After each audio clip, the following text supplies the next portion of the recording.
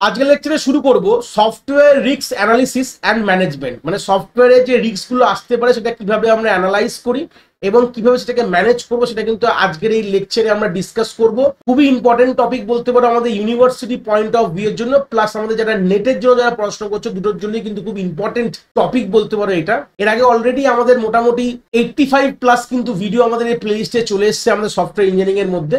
তোমরা সিকোয়েন্সিয়ালি যে টপিকগুলো তোমরা জানো না, আমি এই প্লেলিস্টের লিঙ্কটা এই আই বাটনে প্রোভাইড করে দেবো এই ভিডিও। তোমরা যদি যে টপিকগুলো এখনো তোমাদের গ্রিপ আপ হয়নি প্লেলিস্ট ভিজিট করে সেগুলো তোমরা কিন্তু দেখতে পারো।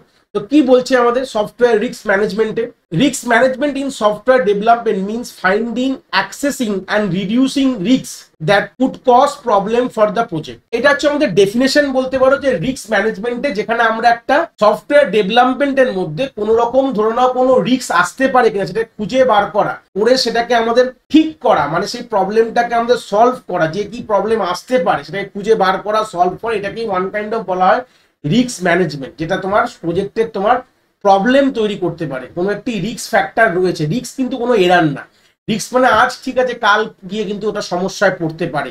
এই জিনিসগুলোকে আমাদের মাথায় ভাবতে হবে। এরকম যদি কোনো জায়গা থাকে যেখানে আজ ঠিক আছে ঠিকঠাক চলছে, কাল সমস্যায় পড়তে পারতো, সেটাকে আগের থেকে ভেবে নাও, ভেবে নিয়ে সেটাকে কিভাবে তুমি ওটাকে ট্যাকেল করবে পরবর্তীতে যে প্রবলেম না হয় সেটাকেই কিন্তু বলা হয় রিস্ক অ্যানালাইসিস বলা হয় এবং তাকে ম্যানেজ করা। ফার্স্ট কি কি জায়গায় কি গল্প বলছে, ফাইন্ডিং রিস্ক বা রিস্ক আইডেন্টিফিকেশন কি ব্যাপার রয়েছে, look for possible problem in different areas, কি কি জায়গায় তোমাদের মেনলি সমস্যা আসতে পারে, রিস্ক কোন কোন জায়গায় আসতে পারে যেরকম দিয়েছে। টেকনিক্যাল রিস্ক কি বলছে, new or complex technology system failure, যেরকম গল্পটা ভাবছো যে আমাদের হয়তো যে একটা সফটওয়্যার বানানো হয়েছে একটা টেকনোলজিকে মাথায় রেখে, ধরে না একটা হাইপোথেটিক্যাল কথা বললাম, পাইথন 1.0 দিয়ে একটা সফটওয়্যার বানানো হয়েছে, এখন পাইথন 3 চলে এসছে। তো টেকনোলজি যদি অ্যাডভান্সমেন্ট হয় বা টেকনোলজি যদি চেঞ্জেস হয় তখন সিস্টেম অনেক জায়গায় কিন্তু ফেলিওর, কেন হয়তো অনেক ওই ফাংশনগুলো এখন আর নেই, যে ফাংশনগুলো আগে ছিল সেই ফাংশনগুলো হয়তো এখন ইউজ হচ্ছে না, নেই, তাহলে কিন্তু একটা সমস্যায় পড়তে পারে। যদি টেকনোলজি অ্যাডভান্সমেন্ট হয় তাহলে সেখানেও কিন্তু আমার সিস্টেম ফেলিওর করতে পারে, এটাও কিন্তু এটাকে বলা হয় টেকনিক্যাল রিস্ক বলতে পারে। প্রজেক্ট রিস্ক কি কি হতে পারে, টাইট ডেডলাইন্স, পুয়ার প্ল্যানিং। তাহলে এখান থেকে কি আসলো, টাইট ডেডলাইন্স কথাটার মানে যেখানে আমাদের ফিক্স বলে দেওয়া যে কখন তোমার প্রজেক্টটা শেষ করতে হবে। যদি তুমি প্ল্যানিং ভালো না করো তাহলে তোমার কিন্তু প্রজেক্ট তুমি সেই সময়ের মধ্যে শেষ করতে পারবে না। টিম রিস্ক কি বলছে, ল্যাক অফ স্কিল, মিসকমিউনিকেশন। দেখো তোমাদের টিম রিস্কের মধ্যে টিম মেম্বার্সরা যদি স্কিলফুল না হয়, মানে অত শিক্ষিতই না হলো, তাদের মধ্যে কমিউনিকেশন গ্যাপ রয়েছে, তাহলে সেখানেও কিন্তু তোমাদের কিন্তু রিস্ক কিন্তু পরবর্তীকালে আসতে পারে। সিকিউরিটি রিলেটেড রিস্ক কি হতে পারে, হ্যাকিং, ডেটা লিক। তাহলে অবভিয়াসলি কোনো সিস্টেম হ্যাক করা যেতে পারে কিনা, এটা যখন সিস্টেম তৈরি করে এটা আমাদের ভাবতে হয় এটা হ্যাক হতে পারে কিনা, হ্যাক হলে কিভাবে হবে, সেগুলো সব আইডিয়া কিন্তু আমাদের এই সিকিউরিটি রিস্কে আমরা কিন্তু দেখি, এবং ডেটা কোনোভাবে লিকেজ হতে পারে কিনা এই জিনিসপত্রগুলো কিন্তু আমাদের খুঁজে বার করতে হয় জায়গাগুলো। এক্সটার্নাল রিস্ক কি হতে পারে, মার্কেট অর লিগাল চেঞ্জেস। যেরকম এক্সাম্পল দিয়ে বলি, আগেকার দিনে বা সিম্পল বলবো যে আমাদের যে রেস্টুরেন্টে ধরে নাও একটা সফটওয়্যার ব্যবহার করা হচ্ছে, সেখানে যে জিএসটি যে তোমার যখন বিল যখন পাচ্ছ, ধরে নাও বিলে তোমার 5% জিএসটি লাগিয়ে দেওয়া হয়, নিয়ম এটা, কিন্তু এখন ধরে নাও ওটাকে 18% করে, তার মানে সেই সফটওয়্যারটাও চেঞ্জ করতে হবে, চেঞ্জ করতে হতে পারে। তাই এটাকে বলে মার্কেট আর লিগাল চেঞ্জেস, যেটা তোমার মার্কেট যে বিজনেস রুলস পাল্টায় সেই হিসাবে কিন্তু তোমার রিস্ক আসলেও আসতে পারে। এখন যে রুলসে কাজ হচ্ছে পরবর্তীকালে সেই রুলস নাও থাকতে পারে, এটাকে বলা হচ্ছে এক্সটার্নাল রিস্ক হতে পারে। ঠিক আছে, এবার আমরা নেক্সট দেখবো যে কি কম্পোনেন্টস কি কি আছে আমাদের রিস্ক অ্যানালাইসিস এবং ম্যানেজমেন্টের মধ্যে। Managing risk in software project help team predict problem early, take action to reduce their impact. তাহলে আলটিমেটলি এখান থেকে কি বুঝছো, যে আমাদের এই যে রিস্ককে ম্যানেজ করা মানে কি, আমরা প্রবলেমগুলোকে আর্লি ফেজে আমরা প্রেডিক্ট করছি, এই সমস্যা পরবর্তীকালে গিয়ে আসতে পারে। এইটা ম্যানেজিং রিস্ক কথাটার মানেই এটা, যে আমরা পরবর্তীকালে যে সমস্যাগুলো হতে পারে, এখন সমস্যা না পরে হতে পারে, তো সেটাকে আমরা প্রথম দিকেই আমরা জিনিসটাকে দেখে এবং তারপর কাজ করছি, করে সেটাকে শুধরাচ্ছি। এই হচ্ছে বেসিক কথা বলতে পারে। 1 নম্বর পয়েন্ট বলছে risk identification, find possible risk that could effect the project. মানে যে রিস্কগুলো হতে পারে সেটাকে তোমরা খুঁজে বার করো যেটা তোমার প্রজেক্টকে এফেক্ট করতে পারে। Document and share concern with the team, সেটাকে ডকুমেন্ট করে এবং যে কনসার্ন টিম, যে টিমটা এই নিয়ে কাজ করছে তাকে তোমরা এটাকে দিয়ে দাও ডকুমেন্টটা। যেরকম এক্সাম্পলে কি আছে, a project depend on third party API which may not be reliable। ধরুন কোনো একটা প্রজেক্টে আমরা কোনো এপিআই মানে অ্যাপ্লিকেশন প্রোগ্রামিং ইন্টারফেস, এটাকে আমি ইন্টিগ্রেট করেছি, তাদের সেটা হতে পারে সেটা এত রিলায়েবল না, মানে আজ চলছে ভালো কাল নাও চলতে পারে, তাহলে এটা তো আমি পাবো না। এই জিনিসগুলো খুব কিন্তু ইম্পর্টেন্ট কথা। 2 নম্বর বলছে risk analysis, study each risk to understand is likelihood, chance of happening and impact, how bad it would be. তাহলে এখান থেকে এই লাইন থেকে আমরা কি বুঝতে পারছি যে রিস্কের কথা বলছে, যে রিস্কটা যে হতে পারে তার হ্যাপনিং এর চান্স কি আছে, মানে রিস্কটা হওয়ার চান্স কি আছে এবং হলে কতটা খারাপ হতে পারে সেটা কিন্তু আমাদের প্রথমে খুঁজে বার করতে হবে। যে ধরুন আমরা যে কথাটা বললাম যে এই জায়গা থেকে রিস্ক হতে পারে এবং হওয়ার চান্স কি আছে, মানে কতটা হতে পারে, 1% চান্স, 2% চান্স কি আছে এবং হলে সেটা কতটা খারাপ হতে পারে, সেটাই কিন্তু আমাদের ফার্স্ট পয়েন্টের মধ্যে রয়েছে risk analysis. This can be quantitative using number or qualitative using the category like high, medium or low risk. মানে হয় এই যে জিনিসটাকে আমরা কিভাবে বুঝি, হয় নাম্বার দিয়ে বোঝো যে এটা এই যে রিস্কটা হতে পারে সেটা 1 2 3 4 5, 5 মানে হাই রিস্ক, 1 মানে লো রিস্ক, এইভাবে এটাকে করতে পারো। বা কোয়ালিটিভ লিখে করতে পারো, যেরকম হচ্ছে আমরা লিখবো যে এই রিস্কটা হাই রিস্ক, এই রিস্কটা মিডিয়াম, এই রিস্কটা লো, এইভাবে কিন্তু আমরা করতে পারি। এক্সাম্পল কি বলছে, ইফ আ কি developer leaves how will it affect the deadline. ধরো না একটা ইম্পর্টেন্ট বা গুণ্যমান্য ডেভেলপার যে সবই জানে, সে ডেভেলপ করছিল একটা টিমের মধ্যে, সে চাকরি ছেড়ে দিল, কোম্পানি চেঞ্জ করলো, তাহলে কতটা সময় লাগতে পারে, কতটা তোমার যে ডেড লাইনে কতটা এফেক্ট হতে পারে, সেটা কিন্তু একটা বড় কথা এখান থেকে। এটা ওটা রিস্ক কিন্তু, মানে ও আজ কাজ করছে ভালো, হুট করে ছেড়ে দিলে কি হবে, এটাই হচ্ছে ওয়ান কাইন্ড অফ রিস্ক। মানে যে প্রবলেম তা না, সমস্যা তা না, মানে এটা কি সমস্যা হতে পারে, এটা কিন্তু শুধু সফটওয়্যার এরার না, এটা কিন্তু কোনো এরারের কথা না, এটা যে রিস্ক মানে হচ্ছে গল্পটা তোমাদের কোনো সমস্যা তুমি পড়তে পারো, সেটা যে কোনো ফিল্ডে হতে পারে, যে সমস্যাটাকে তোমাকে খুঁজে বার করতে হবে।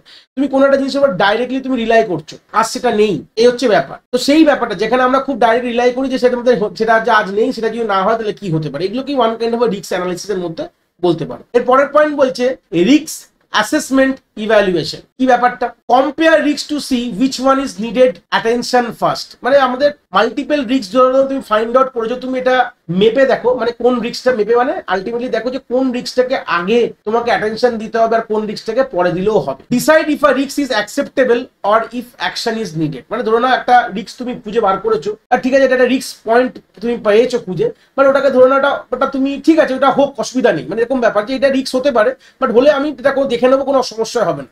বাট ধরুন একটা রিস্ক তুমি খুঁজে বার করলে, এই রিস্কটা খুঁজে বার করলে, এটা কিন্তু পরবর্তীকালে যদি হয় তাহলে বিশাল বড় লস হয়ে যাবে, সমস্যায় পড়ে যাবে, তখন কিন্তু তোমাকে ওটাকে উপর কিন্তু কাজ করতে হবে। যে এক্সাম্পলে কি বলেছে, ধরুন একটা মাইনর ইউআই ডিজাইন, কোনো একটি সমস্যা রয়েছে, ডিলে বাট নট ক্রিটিক্যাল, মানে ইউআই ডিজাইনের মধ্যে একটু ডিলে হচ্ছে, যেটা কত ক্রিটিক্যাল না, অতটা ক্রিটিক্যাল না, but server security issue must be fix immediately. মানে সার্ভারে কোনো সিকিউরিটি রিজন যদি থাকে সেটা কিন্তু প্রথমে তোমাকে ফিক্স করতে হবে, খুব ইম্পর্টেন্ট কথা। মানে কোনটা তোমার রিস্কটা তোমার প্রবলেম হতে পারে আর কোন রিস্কটা ঠিক আছে আমি বুঝতে পেরেছি, বাট না হলেও চলে যাবে, মানে ঠিক আছে থাকলেও কোনো অসুবিধা নেই, এটাকে তোমাকে ফাইন্ড আউট করতে হবে যে কোন রিস্কটাকে ফার্স্ট অ্যাটেনশন দিতে হবে, কোন রিস্কটাকে পরে দিলেও চলবে বা না দিলেও চলবে, তোমাদের এটাকে খুঁজে বার করা কিন্তু এটাকেই বলা হয় রিস্ক অ্যাসেসমেন্ট এবং ইভ্যালুয়েশন। তারপরের পয়েন্ট বলছে রিস্ক মিটিগেশন। কি বলছে, এক নম্বর পয়েন্ট বলছে অ্যাভয়েডেন্স রিমুভ দ্য রিস্ক। তাহলে কি আসছে এখানে, change the plan so the risk no longer exist. If a third party API is unreliable, build your own system instead. মানে এটা অ্যাভয়েডেন্স এর কথাটা যে রয়েছে সেখানে কি বলছে যে তুমি প্ল্যানটা চেঞ্জ করে দাও যেখানে তোমার রিস্ক হতে পারে। আমি ভাবতে যে আমি এইভাবে কাজটা করি, যেরকম আমি সিম্পল কথা বলছি, বর্ষার সময় খেলতে বেরাবো, তাহলে বর্ষার সময় খেলতে বেরোলে তো বৃষ্টি পড়বেই, তাহলে ওই চেঞ্জই করে দেবো, বর্ষার সময় খেলতে বেরিও না, গরমকালে খেলতে বেরো বা শীতকালে খেলতে বেরো। এই গল্পটা এরকম ব্যাপার, তুমি জানো যেখানে রিস্ক কি আছে, যে বর্ষাকালে তুমি যদি খেলতে বেরাও, ফুটবল খেলতে বেরো বা ক্রিকেট খেলতে বেরো, বৃষ্টি হতে পারে, বেটার প্ল্যানটা করোই না ওখানে, বেটার তোমরা শীতকালে করো, তাহলে সেখানে বৃষ্টি হওয়ার ব্যাপার নেই। এই হচ্ছে ব্যাপার, এটাতে রিস্ক হতে পারে। রিস্ক হচ্ছে এরকম ধরনের, যেরকম এক্সাম্পলে ধরেছে, ধরো না আনরিলায়েবল, ধরো না কোনো এপিআই কে আমি ইন্টিগ্রেট করার কথা ভেবেছিলাম, তো ওটা দরকার নেই, আমি এপিআই নিজে বানিয়ে নেবো, তাহলেই তো হয়ে গেল, ইন্টিগ্রেট করবো না। নেক্সট পয়েন্ট বলছে transfer, pass the risk to someone else. মানে কাউকে দিয়ে দাও, গল্পটার মানে হচ্ছে give the risk to another company or service. ধরো না তুমি নিজে পারছো না, তুমি অন্য কাউকে দিয়ে দিও। যেরকম কথা বলছি, যখন আমরা কোনো ওয়েবসাইট বানাই, ওয়েবসাইটটা আমাদের কোথাও হোস্ট করতে হয়, কি করতে হয়, হোস্ট করতে হয়, তো নিজে হয় সার্ভার বানাতে হবে, আর না হলে বেটার কি কোনো একটা ক্লাউডকে বাই করে নাও, ক্লাউড স্টোরেজ যেমন অ্যামাজন গুগল বাই করে নাও, সেখানে হোস্ট করে দাও, তাহলেই তো তারা তোমার যে ঝামেলাগুলো তারা দেখে নেবে, তোমাকে ভাবতে হবে না। তো নিজে না পারলে অন্য লোককে দিয়ে দাও, কথাটার মানে হচ্ছে এরকম, ট্রান্সফার করে দাও। তাহলে তুমি যেরকম বলেছে এক্সাম্পলে, by cloud storage from Amazon আর Google instead of hosting your server so they handle security risk. তাহলে সিম্পল কথায় আসছে, হয় তুমি যদি না পারো তুমি দিয়ে দাও, গুগল অ্যামাজনকে দিয়ে দাও, তারা তোমার টাকা হোস্ট করাবে, তারা রিস্ক হ্যান্ডেল করবে, তোমাকে ভাবতে হবে না। 3 নম্বর হচ্ছে acceptance, do nothing accept the risk if small and won't cause major harm। ধরে না কোনো একটি যদি acceptance কথাটা মানে ধরে কিছু ছোটখাটো রিস্ক হয় যেগুলো থাকে, যেটা তো হয়তো সমস্যায় পড়ছে না, যেটাকে ডু নাথিং বলে দিচ্ছে, যে না কিছু না করলেও হবে। এক্সাম্পলে কি আছে, a minor UI bug might not be worth fixing immediately because it doesn't impact user much. Ultimately এটা ছোটখাটো একটা ইউআই কোনো একটা বাগ রয়েছে বা কোনো সমস্যা রয়েছে, এটা হয়তো ওয়ান কাইন্ড অফ রিস্ক বলতে পারো বা সমস্যা বলতে পারো, ওটা এই মোমেন্টেই সলভ করতে এরকম ব্যাপার না, পরে করলেও কোনো প্রবলেম নেই, এটা এতে কোনো ইউজারের কোনো কিন্তু সমস্যা হচ্ছে না এটার মানে এরকম রিস্ক তো দেখতে পারে যে এটা তোমাকে খুব সমস্যা দিচ্ছে, সেটাকে তোমার পরে করলে বা না করলেও হয়, কোনো অসুবিধা নেই। 4 নম্বর বলছে limitation reduce the impact, take step to make the risk less harmful. If there a chance of data loss, set up automatic backup to limit damage. Ultimately কি হচ্ছে, একটা রিস্ক যেটা পরবর্তীকালে গিয়ে খুব হার্মফুল হতে পারে, তার বিনিময়ে কিছু তোমরা স্টেপস নিয়ে নাও যাতে পরবর্তীকালে সেটা হার্মফুল না হয়। ধরো না কোনো ডেটা লসের কথা বলছে, যে একটা ধরো চান্স আছে ডেটা তোমার লস হতে পারে, তো তোমরা একটা অটোমেটিক ব্যাকআপ রেখে দাও। মানে তুমি জানো যে তোমার যেটা ল্যাপটপ বলো বা ফোনে বলো বা কখনো যদি তোমাদের ফোন চুরি হয়ে যায়, তোমার ডেটাগুলো লস হয়ে যাবে, ফোন খারাপ হয়ে গেলে এটা লস হয়ে যাবে, তো অল্টিমেটলি তোমরা গুগল ড্রাইভে বা গুগল ফটোসে তোমাদের সব জিনিসগুলো ব্যাকআপ রাখো, তাহলে কোনো সমস্যা নেই। তাহলে তোমার কি এই জিনিসগুলো তুমি এইভাবে কমাতে পারো, মানে রিস্কটাকে তুমি লিমিটে আনতে পারো, এই হচ্ছে বেসিক কথা। 5 নম্বর বলছে রিস্ক মনিটরিং। কি বলছে, keep track of risk through out the project. মানে আলটিমেটলি যে প্রজেক্ট যে এখন একটা ফেজে না, প্রজেক্টের ফেজ যেখান থেকে শুরু হয়েছে আর যেখানে শেষ হয়েছে, থ্রু আউট দ্য ফেজে তোমাদের কিন্তু রিস্ক ফ্যাক্টরগুলোকে কিন্তু ট্র্যাক করে দেওয়া দরকার, ট্রেকিং করেই তোমাদের কিন্তু এগানো দরকার। Watch for new risk that may arise. এরকম না যে রিস্ক সবসময় যে যা ভেবেছো তাই হতে পারে, তা না, হতেই পারে প্রজেক্ট চলাকালীন তোমাদের নতুন কিছু রিস্ক আসতেই পারে, সেগুলো প্রত্যেকটা পদক্ষেপ তোমাদের দেখতে হবে যে এখানে কোনো রিস্ক হতে পারে কিনা বা রিস্ক আসছে কিনা, এই হচ্ছে বেসিক কথা। তাই জন্য কি হয়, এক্সাম্পলে কি বলছে, regular meeting check for the new risk like change in technology আর বাজেট কাট। যে কোনো জায়গায় তোমার রিস্ক আসতে পারে, যেরকম ধরো না আগে কোম্পানি বলেছিল এত টাকা দেবে, এখন বলছে না এত দিতে পারবেন, একটু কম হয়ে যাবে, এটাও কিন্তু ওয়ান কাইন্ড অফ রিস্ক। তাহলে আমার যদি টাকা যদি কমে যায়, তাহলে আমি তো ভালো ডেভেলপার পাবো না বা রিসোর্স দিতে পারছি না, এটাও কিন্তু ওয়ান কাইন্ড অফ রিস্ক। তাহলে প্রত্যেকদিন মিটিং করে চেক করা যে নতুন কোনো রিস্ক এসছে কিনা, এটাই খুব ইম্পর্টেন্ট। নেক্সট পয়েন্ট বলছে why risk management is important. কেন এটা খুব ইম্পর্টেন্ট সেটা কথা, হেল্প প্রিভেন্ট প্রজেক্ট ফেলিওর। তাহলে প্রজেক্ট যে ফেলিওরের গল্পটা এখান থেকে কিন্তু আমাদের বাঁচিয়ে দেয়, এই রিস্ক ম্যানেজমেন্ট করলে কিন্তু এখান থেকে আমরা খুব ভালোভাবে বাঁচতে পারি। রিডিউস কস্ট অ্যান্ড ডিলে, তাহলে কস্ট খরচা এবং ডিলে দুটোই কিন্তু কোনোভাবে বেঁচে যাচ্ছে।